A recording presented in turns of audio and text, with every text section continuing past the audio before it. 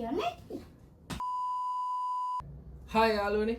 ඉතින් මේක තමයි මගේ පළවෙනි ෆුඩ් රිවිව් චැලෙන්ජ් එක. ඉතින් අද මම චැලෙන්ජ් එක ගන්නලා තින්නේ ධෝනිගේ බත්. ඒකේ තියෙනවා හාල්මැස්සො තෙල් දාලා කිරිකොස් සහ පපඩා. ඒතර මේ තියෙන්නේ අල්ලපු කඩේ අක්කගේ බත් එක. මේකේ තියෙනවා චිකන්, බීට්රූට්, මැල්ලුමක් තියෙනවා, බණ්ඩක්ක තියෙනවා, පරිප්පු තියෙනවා. ඉතින් මේක නඩ නම් කෑම වැඩි කියලා පේනවා. ඉතින් අපි ඉස්සර ටේස්ට් කරලා බලමු මේ ධෝනිගේ කෑමෙන් ඉස්සලා කටක් කාලා බලමු.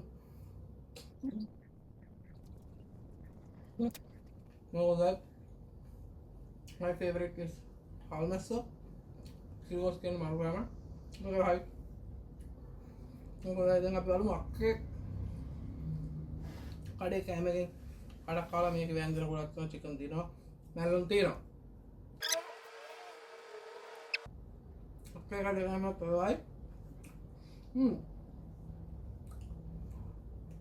හරිම රහයි. ඉතින් මේලා මම හිතන්නේ ජයග්‍රහණය දෙන්න වෙන්නේ අපේ කඩේ කෑමකට තමයි. මොකද යකෝ කියන්නේ? 2 hours later.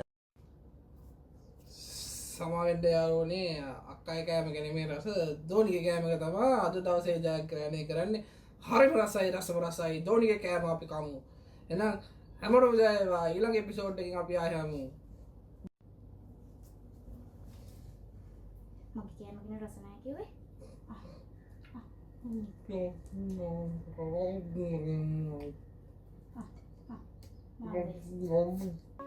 හිත හිරි වැටුනාදෝ ඇස් දෙක දැකලා